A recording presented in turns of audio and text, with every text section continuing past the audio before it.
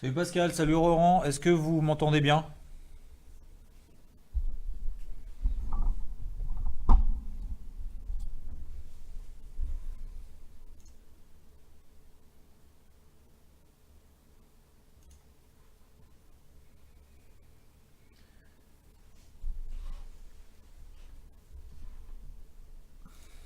Est-ce que vous m'entendez correctement? Vous me voyez bien, très bien, parfait, c'est magnifique. Ok, super, merci les gars.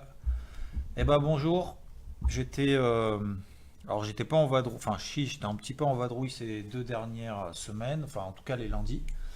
Donc du coup c'est la raison pour laquelle je n'étais pas là. Donc on va reprendre les choses sérieusement. On va rentrer tout de suite dans le vif du sujet. Si vous êtes tous d'accord, il est 9h01, après l'heure c'est pas l'heure. Donc on va commencer tout de suite. Merci en tout cas à vous d'être à l'heure ce matin. On va voir ensemble que cette semaine, il va y avoir encore pas mal de choses d'un point de vue macro, d'un point de vue micro. Sur le plan des marchés, comme je l'ai indiqué ici dans mon carnet de bord de la semaine, comme vous le savez si vous faites partie d'IVT, on a encore beaucoup de publications d'entreprises, je vais en parler juste après, et beaucoup de stats macro, je vais en parler également.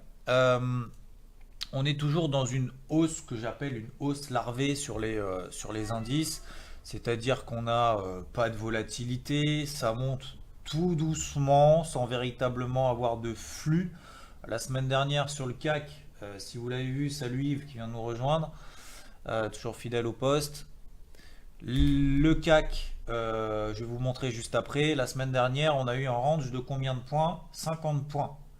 Il est à 5600, donc ça fait moins de 1% entre le plus haut et le plus bas de la semaine, ce qui est que dalle. Donc on a vraiment très très peu de volatilité, faut se l'avouer, faut le dire. Et celui qui me dit que les marchés en ce moment sont super simples, qui m'envoie tout de suite un message, parce que c'est vrai qu'on est dans des marchés vraiment compliqués, sans volatilité, c'est vraiment très compliqué de trouver des opportunités, d'ailleurs que ce soit sur les indices, sur le forex, etc. Donc maintenant, il faut essayer de s'en sortir, il faut se l'avouer, il faut s'adapter au marché parce que quoi qu'on dise, quoi qu'on fasse, les marchés ont toujours raison, quoi qu'on en pense.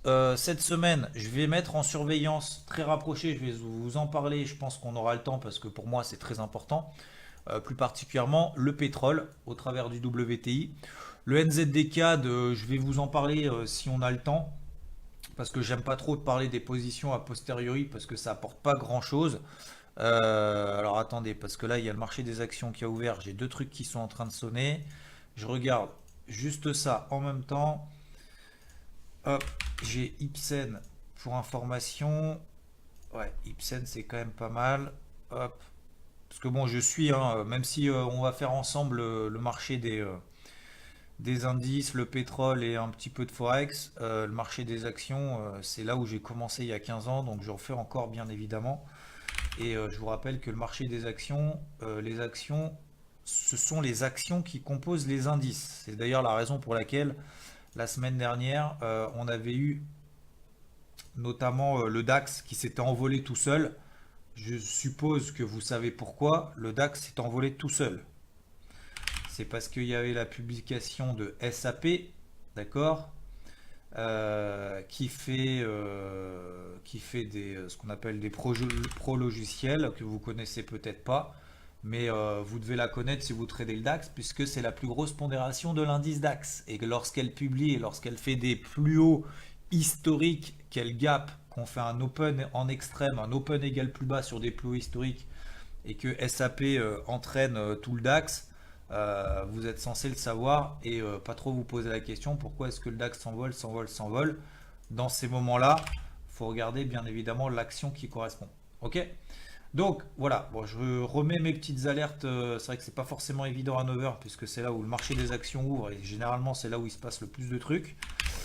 Je regarde juste ma donc groupe Steria pour information que je vous explique ce que je suis en train de faire au moment où je suis en train de vous parler.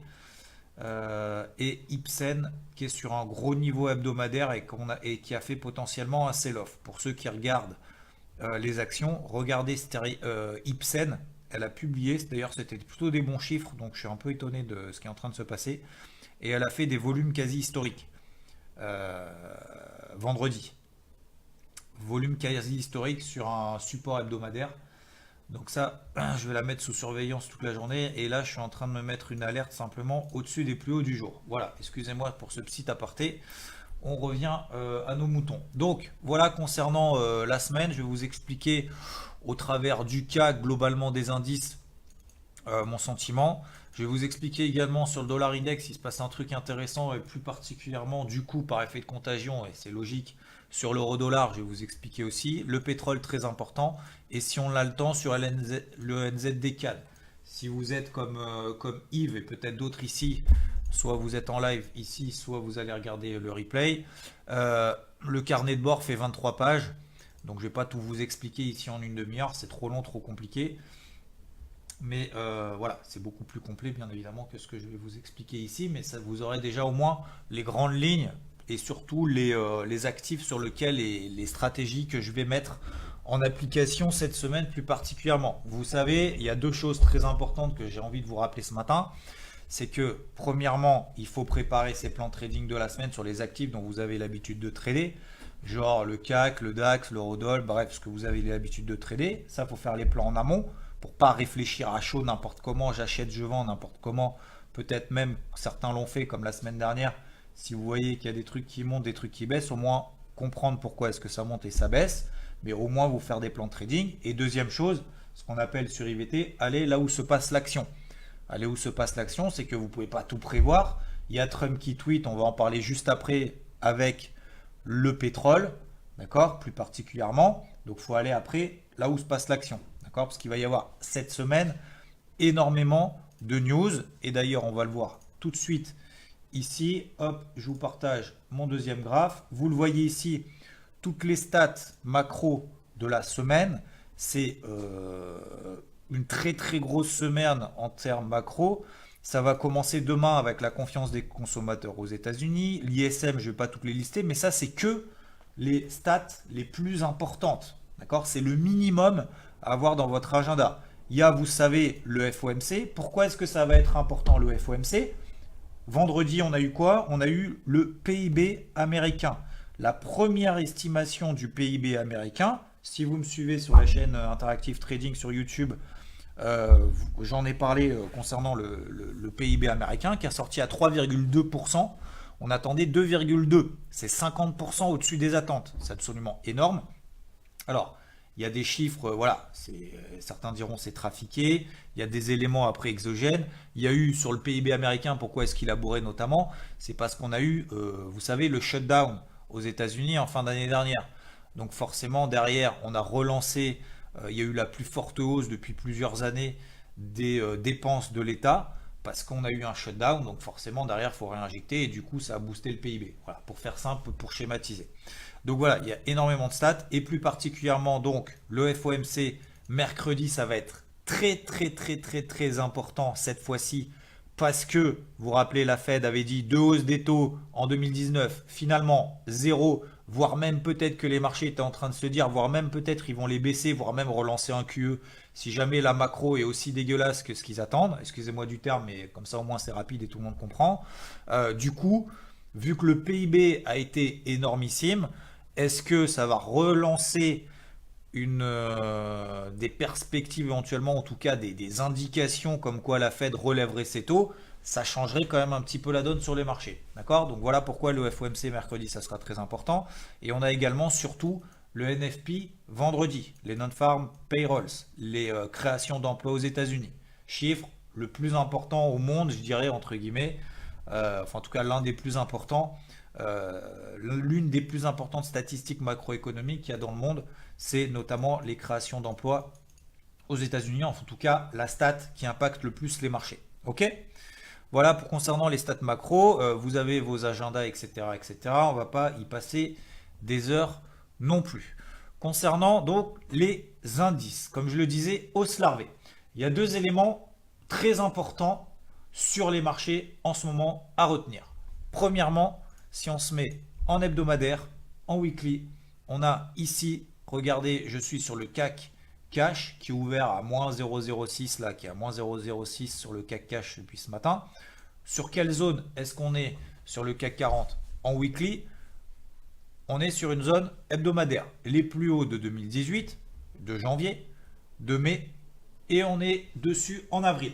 Donc là, en termes de timing d'intervention, si on fait du weekly, est-ce que c'est une zone d'achat? Pour moi, non. Voilà. C'est potentiellement une zone de vente. Donc ça, c'est le premier élément. C'est oui, ok, on est en tendance haussière, le CAC a repris 1000 points, nanana, etc. On est sur une zone de résistance très importante. Ça, c'est le premier élément à retenir. Deuxième élément à retenir, ok, on est sur une zone de résistance, on n'est pas sur une zone d'achat. Du coup, qu'est-ce que ça veut dire? Ça veut dire, est-ce qu'on peut vendre? Ça, c'est le deuxième élément. Le deuxième élément, c'est est-ce qu'on a des signaux baissiers en daily? Oui ou non? Ou peut-être? Alors, non, on n'a pas de signal de retournement pour le moment. D'accord? Les seuls, vous regardez les bougies ici, il n'y a pas besoin d'avoir lu des centaines de pages d'analyse technique et avoir fait 15 milliards de formations à droite et à gauche pour comprendre que là, il n'y a absolument aucun signal de retournement. Il faut identifier d'abord la tendance. La tendance est haussière, certes, matérialisée, et moi je travaille très simplement avec des canaux, quelques figures chartistes, etc. En l'occurrence, ici, un canal ascendant. Vous avez un canal ascendant ici qu'on matérialise parfaitement depuis le début de l'année. On a la MM20 qui ici, vous la voyez, qui est tracée ici et qui correspond du coup, qui coïncide avec la borne basse d'un canal ascendant. Ok, très bien. Donc qu'est-ce que ça veut dire? Ça veut dire tant qu'on ne pète pas cette zone-là, eh ben, on reste toujours en tendance haussière. Donc tant pour le moment, pour moi, qu'on ne passe pas en dessous des 5540, les plus bas de la semaine dernière, qui je vous le rappelle, était le bas du range dans lequel on évoluait dans 50 points de variation tout au long de la semaine, donc 0 vol, et ben, tant qu'on ne passe pas en dessous des 5540 et qu'on ne franchit pas, qu'on ne casse pas les 5500 points, donc ça confirmerait à ce moment-là éventuellement la mise en place d'une tendance baissière ou en tout cas l'invalidation de la tendance haussière, et ben, il n'y a absolument aucun signal de retournement. Donc, on est coincé entre le fait que oui, ok, on est en tendance haussière, etc., etc. 2, on est sur une zone de résistance hebdomadaire énorme. Donc, est-ce qu'on achète? Est-ce qu'on vend? Moi, je vais avoir deux stratégies et c'est exactement la même stratégie que je vous donne depuis des semaines. Je ne vais pas dire des mois, mais presque. C'est exactement la stratégie. À vous d'avoir votre bloc-notes et votre stylo pour noter les stratégies que vous avez réalisées dans la semaine. Pour moi, c'est toujours la même chose. C'est on est en tendance haussière daily. Donc ça veut dire quoi? On privilégie le sens de la tendance parce qu'on a plus de chances, même si on fait n'importe quoi, on a plus de chances d'être gagnant si on est dans le sens de la tendance. D'accord? Donc on privilégie toujours les achats en intraday en partant du principe et en gardant bien en tête et dans vos stratégies, dans votre money management. Qu'est-ce que ça veut dire? Ça veut dire que on est proche de la résistance hebdomadaire. Donc, est-ce que je vais viser des objectifs ultra ambitieux? Non. Est-ce que je vais faire all-in sur un trade? Non. Est-ce que je vais resserrer rapidement mes stops de protection au cours d'entrée parce qu'on est sous une résistance hebdomadaire et on n'est pas à l'abri d'avoir après 1000 points de hausse, etc., etc., et le fait qu'on soit sur des résistances hebdomadaires, on n'est pas à l'abri qu'on ait quand même une phase de consolidation, voire de correction qui se mette en place. Donc, oui, je peux acheter en intraday sur des unités temps très courtes. Donc, si vous utilisez ARIA, vous pouvez utiliser des unités temps très courtes sur du 5 minutes, du 15 minutes grand maximum, d'accord, voire même en dessous du 5 minutes pour ceux qui font voir peut-être même du scalping. Oui, privilégier des achats. Jusqu'où? Eh ben, pourquoi pas jusqu'à la borne haute, pardon, de ce canal ascendant jusqu'à pourquoi pas 5750, 5008. Je doute qu'on y aille, mais pourquoi pas toujours laisser courir une position gagnante, une position le plus longtemps possible parce que ça permet de gagner de l'argent si on va jusqu'à l'objectif et 2, ça permet d'éviter de faire n'importe quoi et de faire de l'overtrading si on n'est pas en position. Si vous avez une position à l'achat qui court, vous tenez votre plan jusqu'au bout et ça vous évite de faire de la merde sur le reste, c'est-à-dire de chercher des ventes ou de racheter et de vous faire avoir à chaque fois sur les fausses accélérations parce que faut quand même le noter, il y a des fausses accélérations haussières.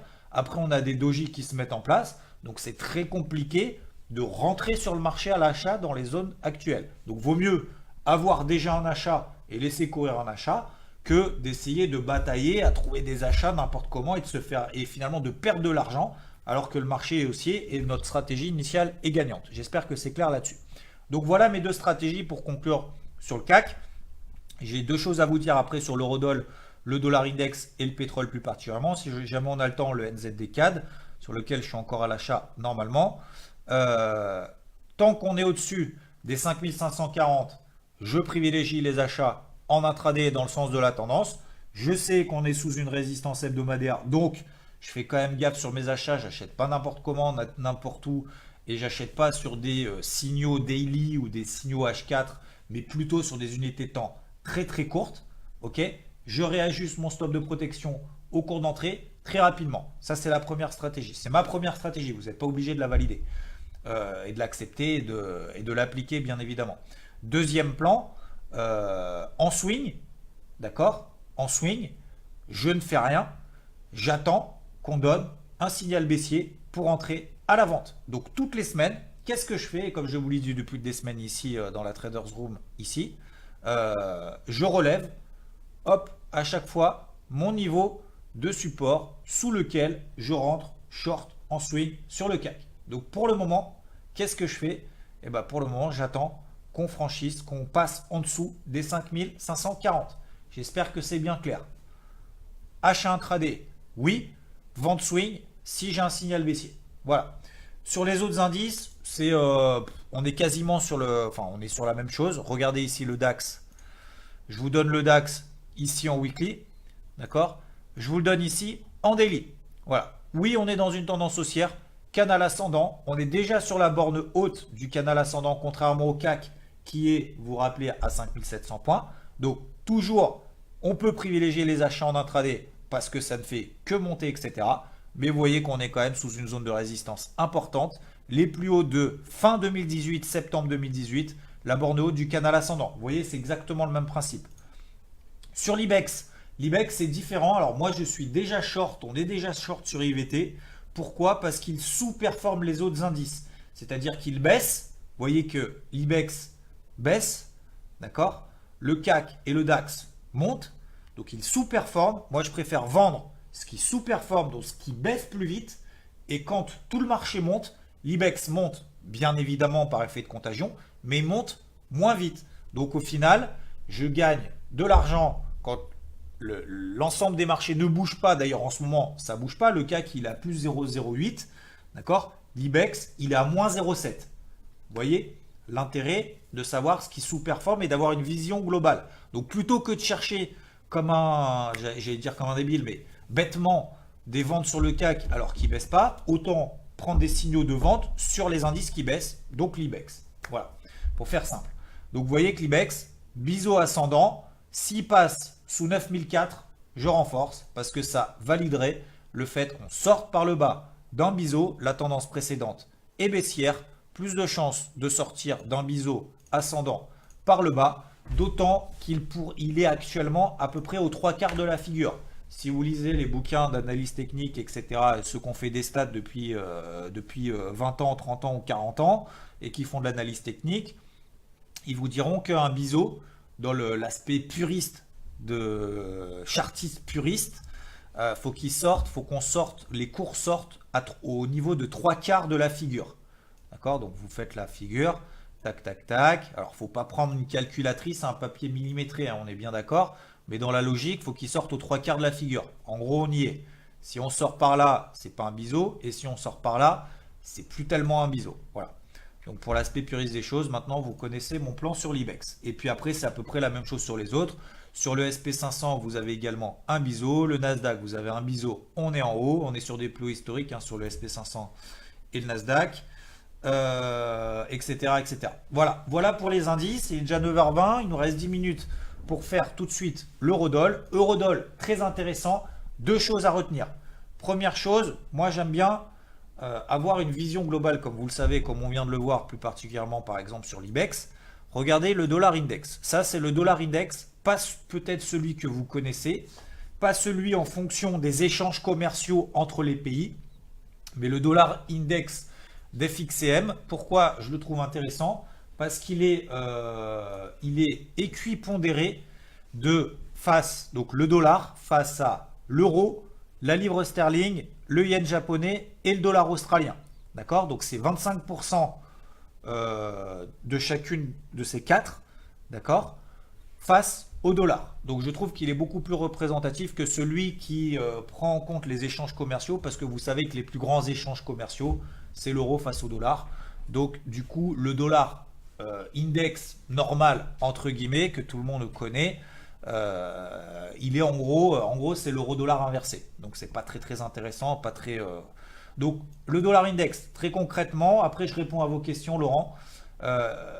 Bande de Bollinger supérieure, plate, zone de résistance énorme, ici, ici, ici. Donc qu'est-ce qu'on fait à votre avis? Qu'est-ce que je fais ici à votre avis? Je vais chercher des ventes, on est bien d'accord. En daily, tiens, comme par hasard, la semaine dernière, pour ceux qui sont chez IVT, si vous suivez mon carnet de bord, qu'est-ce qu'on faisait entre 12 300 et 12 340? Alors c'est une zone large, certes, mais je ne peux pas savoir à l'avant, j'ai pas de boule de cristal pour savoir où est-ce que le dollar index va s'arrêter, et les autres actifs non plus. Donc à partir de ce moment-là, je vais chercher des ventes, et donc on a eu un premier signal de vente sur le dollar index ici. Ok? Donc sur le dollar index, je cherche des ventes. Si je cherche des ventes sur le dollar index, à votre avis, qu'est-ce que je vais faire sur l'eurodoll? Eh ben, je vais chercher des achats. Ok? Donc on est en tendance baissière sur absolument toutes les unités temps sur l'euro-dollar. Sauf que vous voyez ici, je me suis pris d'ailleurs un stop hein, pour être tout à fait transparent avec vous, hein, parce que c'est bien beau d'arriver comme ça et dire bah voilà, j'ai fait que des gains, j'ai fait que des gains. Je pense que c'est très important de faire des pertes et de les annoncer parce que c'est comme ça qu'on apprend le plus et qu'on apprend aussi aux autres. J'ai pris un stop très rapide sur l'eurodoll, j'ai pris moins 23 pips parce que j'ai acheté un premier signal ici sur un 11,50. D'accord? Je me suis pris une petite mèche, il y a eu le PIB, donc finalement je ne suis pas forcément mécontent de m'être pris un stop sur l'eurodoll parce que je vais vous l'expliquer juste après. J'ai pris un achat sur le NZD4. Je vais vous expliquer ensuite pourquoi. C'est pas pour vous dire j'ai gagné de l'argent, c'est simplement pour vous expliquer pourquoi est-ce que j'ai pris un achat sur le NZD4 et pourquoi est-ce que moi j'aime, enfin c'est pas que j'aime prendre des stops, c'est que prendre des stops c'est pas grave, ça fait partie du trading, mais surtout ça permet d'un point de vue psychologique de pouvoir se concentrer sur d'autres actifs et de ne pas être focalisé. Vite, il faut que l'eurodoll il monte, je reste collé à l'achat, et si jamais il va à un 10, et ben derrière, j'aurais rien fait derrière. Donc je préfère prendre un stop et passer à autre chose. Donc sur l'eurodoll, je vais chercher des achats. Vous avez vu, il a fait ce qu'on appelle hier soir un open en extrême.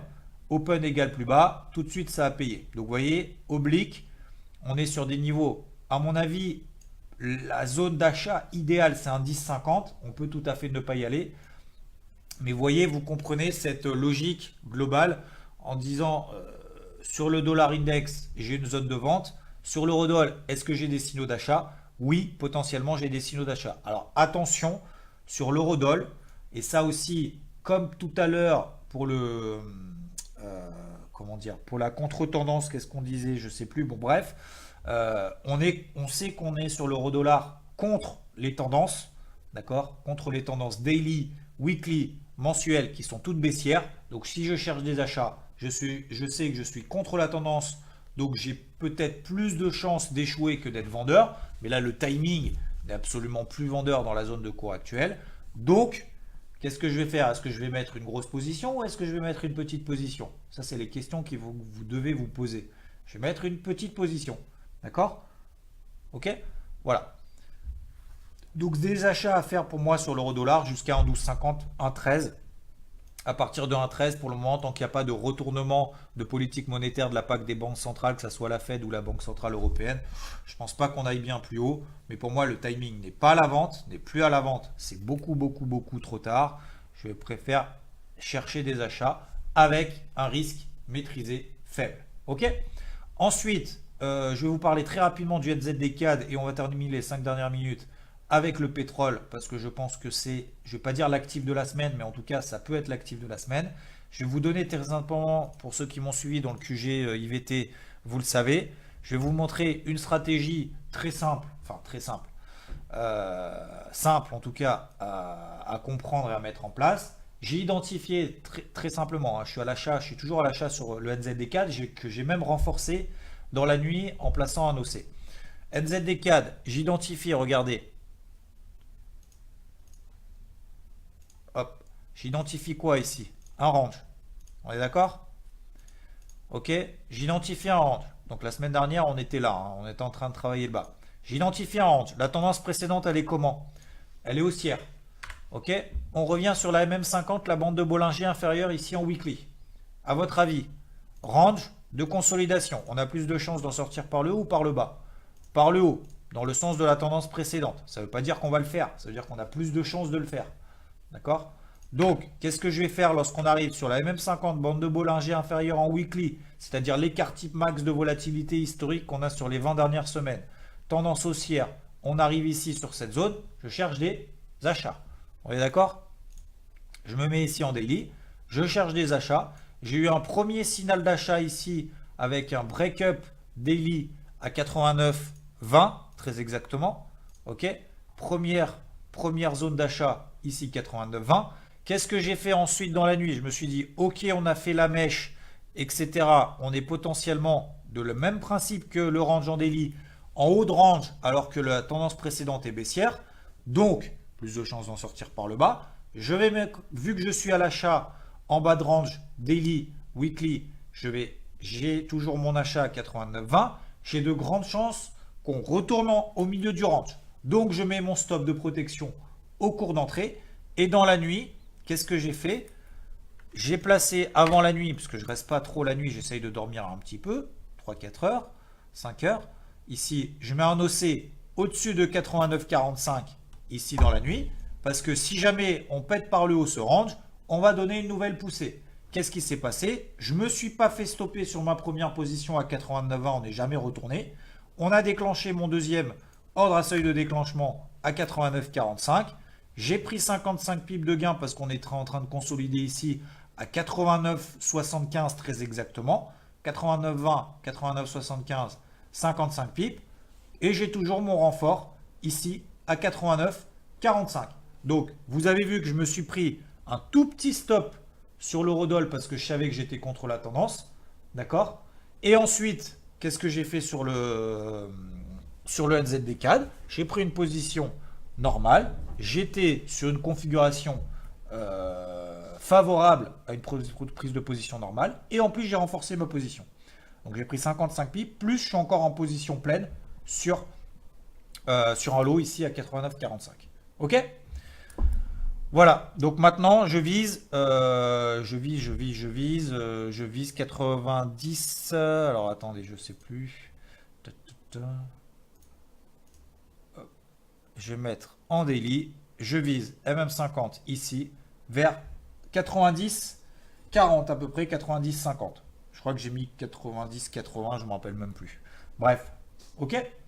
Voilà concernant le NZD-CAD. Et enfin, je vais vous expliquer, ça c'est simplement pour que vous compreniez comment je fonctionne, comment est-ce qu'il faut analyser ces trucs, vous travaillez en zone, vous identifiez des zones, des tendances, et simplement, c'est pas pour vous expliquer que j'ai gagné de l'argent, peu importe, on s'en fout, c'est simplement pour comprendre pourquoi est-ce que j'ai privilégié un achat sur le NZD-CAD, vous compreniez que tendance, range, bas de range, c'est l'une des techniques que j'utilise, entre guillemets, si on peut appeler ça une technique, en tout cas des stratégies, bas de range, après une phase de conso, on privilégie le sens de la tendance, on arrive en bas de zone, on privilégie des achats, on cherche des achats, on arrive sur une zone.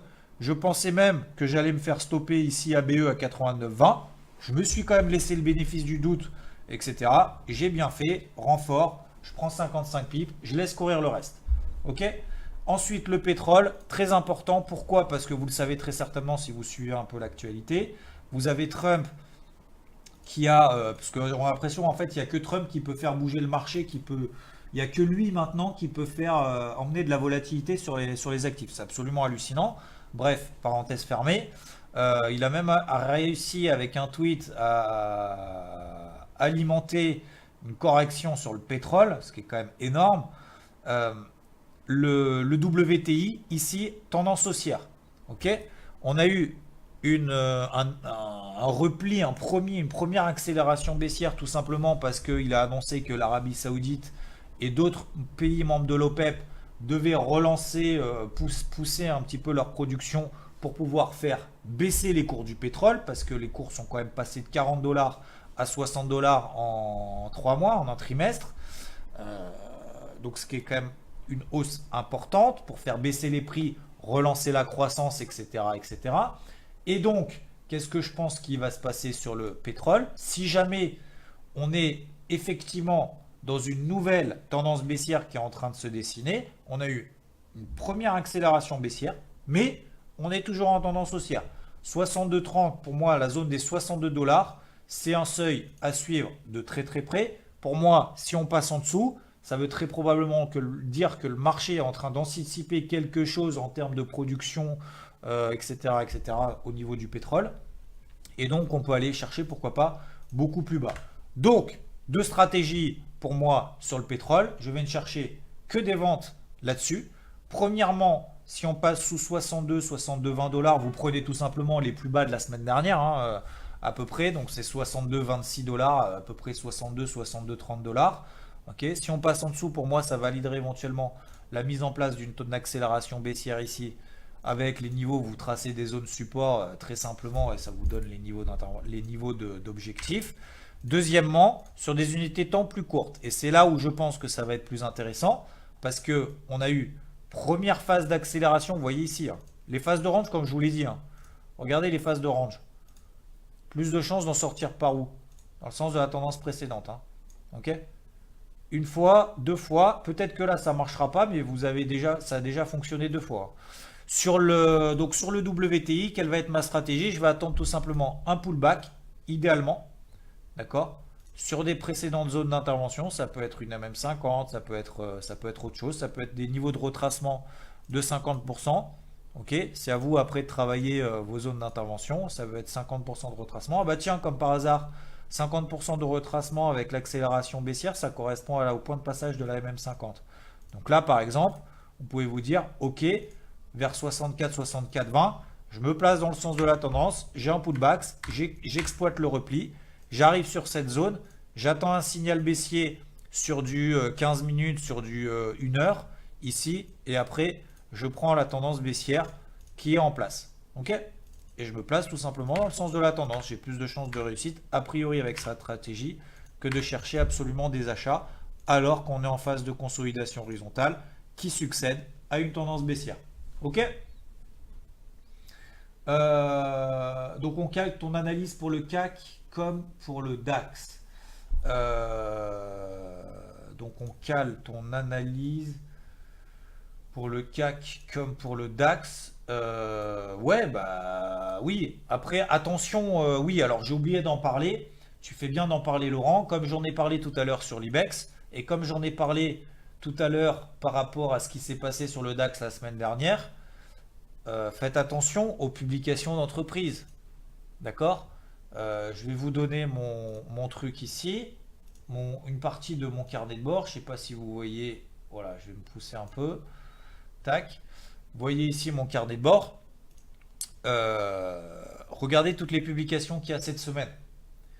À gauche, vous avez les publications du CAC, les publications du Dow Jones, les publications du DAX et les plus grosses capitalisations du SP500, les plus grosses capitalisations boursières du SP500. Donc vous voyez que dans le CAC, il y a quand même pas mal de publications, notamment des bancaires, d'ailleurs, hein, BNP, SOG, etc., qui ont une forte pondération sur le CAC. Donc il va y avoir, comme je l'ai déjà dit en début de semaine dernière, mais pas ici dans ce live parce que j'étais pas là avec vous, mais faites bien attention à ces notions de corrélation entre indices, parce que déjà qu'elles ne fonctionnent pas en temps normal, encore plus lorsque vous avez des publications d'entreprises qui ont des pondérations énormes sur les indices, ça ne fonctionne encore moins. Donc c'est pas maintenant qu'il faut essayer de se caler une stratégie sur, j'extrémise hein, un peu, mais faut pas attendre un signal, j'allais dire le Nikkei est fermé pendant 10 jours, faut pas attendre un signal sur l'IBEX, faut pas chercher une stratégie sur l'IBEX en attendant un signal sur le CAC. Ça marchera encore moins en ce moment. Donc, qu'est-ce que ça veut dire? Ça veut dire que si tu trades, Laurent, si tu trades le DAX, tu ne regardes que le DAX, encore plus cette semaine. Si tu trades le CAC, tu ne regardes que le CAC. Point barre. D'accord? Donc, cette semaine, il y a énormément de publications, notamment au sein du DAX. Je vous rappelle que le DAX, il y a 30 valeurs, d'accord, encore moins que sur le CAC. Cette semaine, il y a également sur le Dow Jones, Apple, Pfizer, McDo, etc. qui vont publier. Bien évidemment, Apple va avoir un gros impact sur le Dow, mais sur le marché en général. Donc ça, c'est vraiment important à suivre. Ok? Donc faites bien attention, mais oui, après dans la logique, Laurent, donc c'était simplement pour aller vraiment au bout du truc, mais pour vraiment répondre à ta question, Laurent, et de manière très simple, oui, ça va être plus ou moins la même stratégie sur le CAC et sur le DAX. Je ne vais pas être acheteur de CAC, vendeur de DAX, ça va être plus ou moins la même stratégie, mais en tout cas, tu le vois, moi je suis vendeur sur l'IBEX. Alors pour le moment, ça paye pas plus que ça. Mais disons que je suis content, entre guillemets, pour le moment, je suis content d'être vendeur sur l'IBEX et de ne pas être vendeur sur le CAC. Ok? Pour vraiment schématiser et conclure un petit peu tout ça.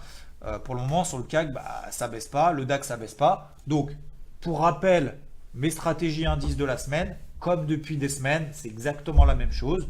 C'est exactement la même chose. Et ça marche. En swing, je n'achète pas parce que le timing n'est pas intéressant et on est sous des résistances hebdomadaires. 2, acheter des signaux intraday sur des unités de temps très courtes dans le sens de la tendance. Oui. Ok? J'espère que vous faites bien la distinction déjà, les indices entre eux. D'accord? Pourquoi est-ce que je suis vendeur d'IBEX et pas vendeur de CAC? Premièrement. Deuxièmement, sur les unités de temps. Je fais du swing, je regarde le swing. Est-ce que je suis baissier? Non, j'ai des signaux baissiers. Non, je suis sous des résistances. Oui, mais j'ai pas de confirmation. Et ensuite, en intraday, la tendance, elle est comment? Elle est haussière. Pour le moment, oui, je privilégie des achats, mais je garde en tête, notamment sur le CAC, je vais vous le remettre très rapidement et après je vous embête pas plus. Sur le CAC, ici, par exemple, on est sous une résistance hebdomadaire importante. Ok? Donc ça, je sais que si j'achète en intraday, je fais très gaffe. Taille de position faible, d'accord? Parce qu'on est sous résistance, mais on est toujours dans le sens de la tendance. Donc faites bien la distinction entre les indices, entre les actifs. Surveillez, à mon avis, moi je vais checker en priorité l'eurodoll, le dollar index et le pétrole. Ok? Avec toujours les indices, les stratégies qu'on a vues ensemble. Et ça sera déjà pas mal. Et je vous ai donné également un exemple de position ici sur le NZD-CAD pour vous expliquer un petit peu comment est-ce que je travaille et comment je fonctionne de manière très simple. Merci à toutes et à tous. Je vous souhaite une très bonne journée. Et pour celui qui m'avait... je reçois des centaines de messages par jour. Donc, pour celui, j'avais proposé à quelqu'un de l'aider concernant sa configuration ARIA parce qu'il n'y arrivait pas et j'ai trouvé ça très respectable, très honorable d'avoir dit bah moi j'y arrive pas parce que je comprends pas. Enfin, c'est pas que je comprends pas, c'est que j'y arrive pas. Donc, j'ai proposé justement d'aider cette personne pour que ce soit également un exemple pour celles et ceux, bah, je vais pas dire qui ont du mal, mais en tout cas voilà, qui ont des soucis, parce que c'est comme ça qu'on progresse. C'est pas simplement en postant a posteriori des gains, etc. Alors, c'est valorisant, c'est très bien pour la dynamique collective, etc. Mais on apprend plus justement en travaillant les choses qui ne vont pas que qu'en se gratifiant de ce qui fonctionne. Parce que ça n'aide pas forcément, ou ça n'aide pas du tout ceux qui n'y arrivent pas. Ok? Donc n'hésite pas à me renvoyer un message, je sais pas, il s'est perdu, je sais plus où est-ce que tu me l'avais envoyé. N'hésite pas à me le renvoyer si tu vois ce replay.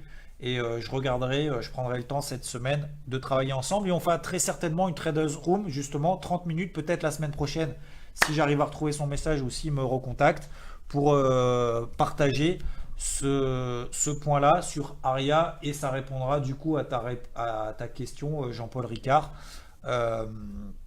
Oui, bien évidemment, j'utilise Aria Et justement, avec cet exemple-là, ça nous permettra peut-être 30 minutes de voir plus particulièrement les configurations d'ARIA que de faire une revue de marché éventuellement ou en tout cas très rapidement. Merci à toutes et à tous. Bonne journée, bonne semaine, bon trade et je vous dis à lundi prochain. Ciao, ciao.